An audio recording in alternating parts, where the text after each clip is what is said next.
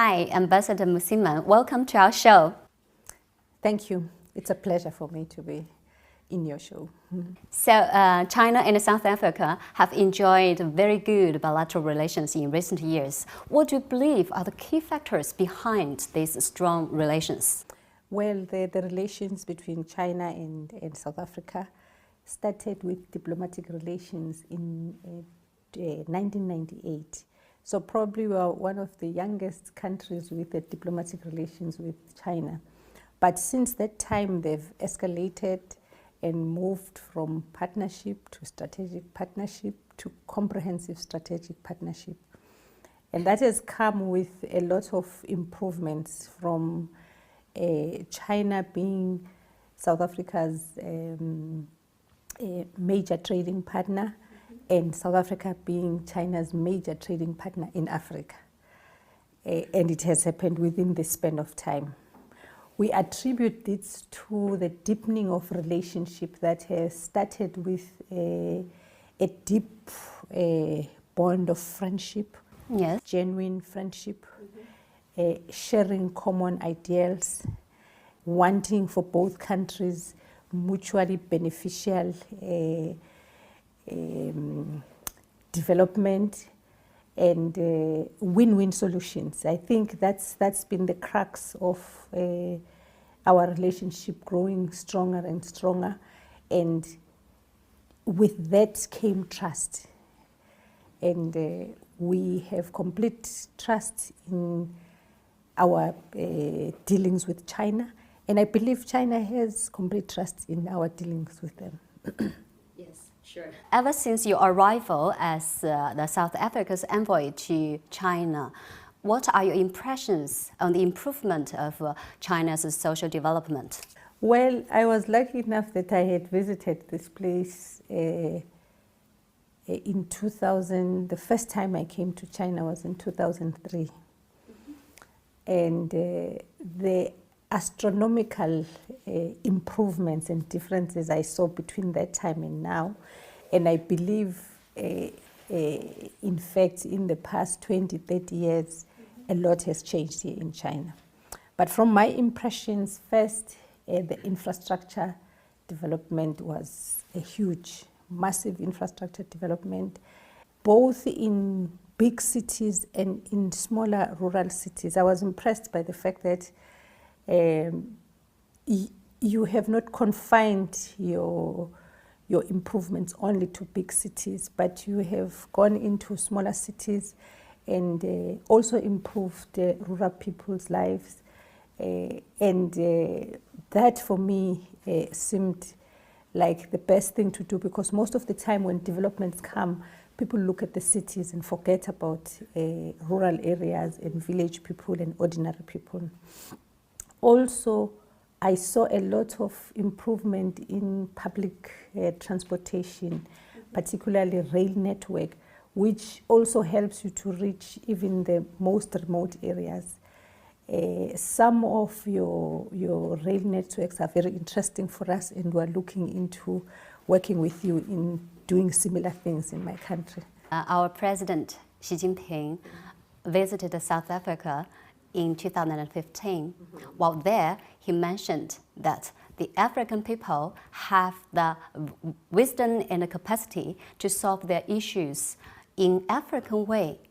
So, do you think we can also say this to China?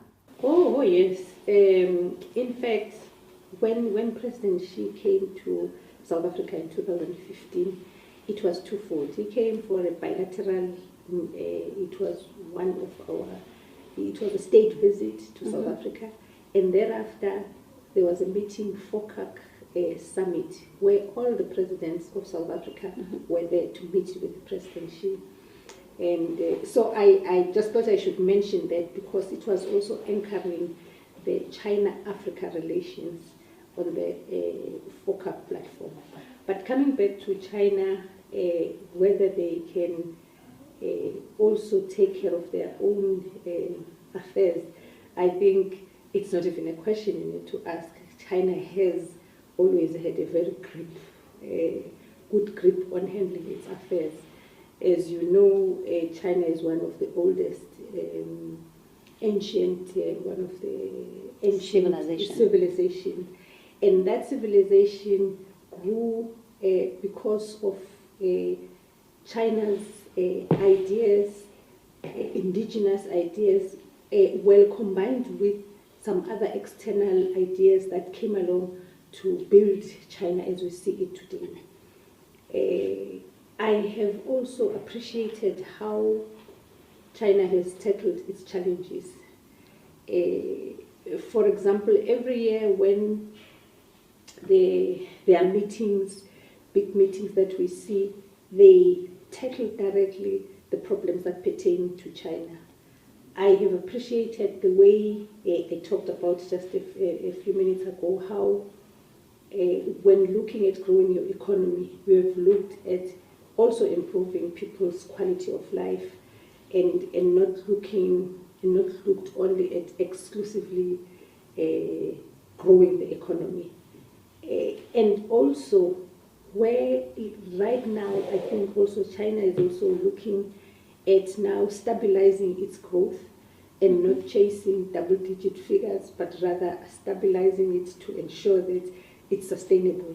So China can perfectly look after itself. In fact, many people can learn from how you conduct your own activities.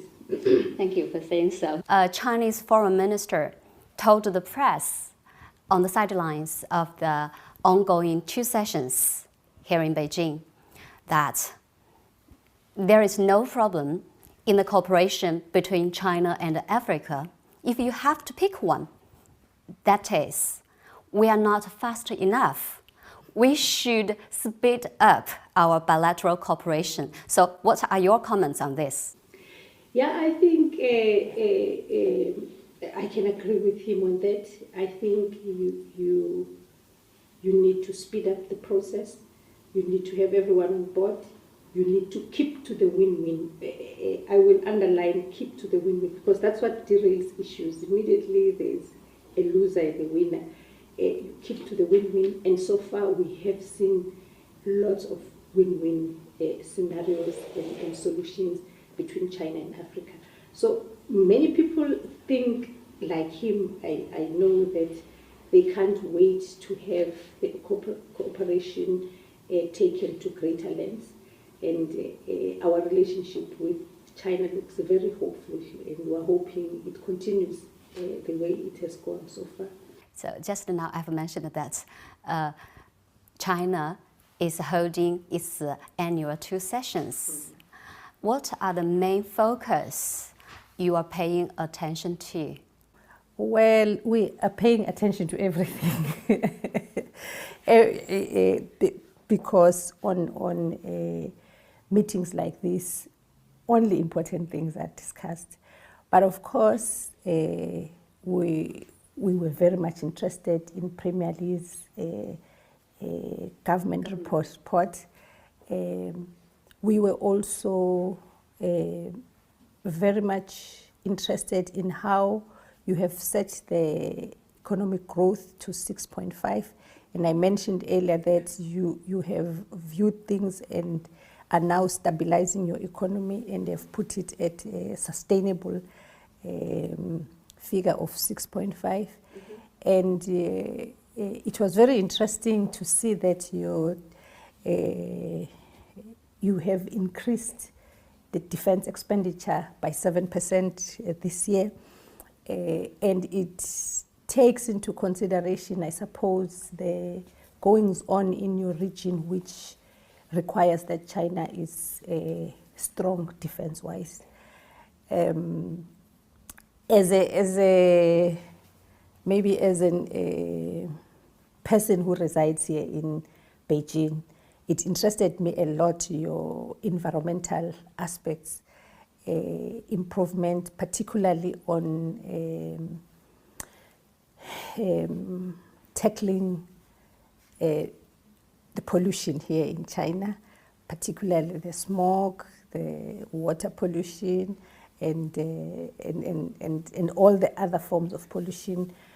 I was very excited to see that you have a a good plan, because that also affects everyone living here. So what are your expectations on the bilateral ties between China and South Africa in the future? My expectations on the bilateral ties, I expect them to grow more and more. We mentioned earlier on President Xi's visit. I mentioned also how our relationship has moved to a comprehensive strategic relationship. And this year, in April, we will be having our first high-level people-to-people meeting, which was declared by President Xi in 2015 that there should be that high level. And this year we will be having that high level, which seals up everything. People-to-people contact affects various areas, including culture, education, science, exchange of people, and it's at a very high level. So that also will boost our relations. But our relations are on all-time high as we speak, both politically, economically, and now culturally. 中华越老越好。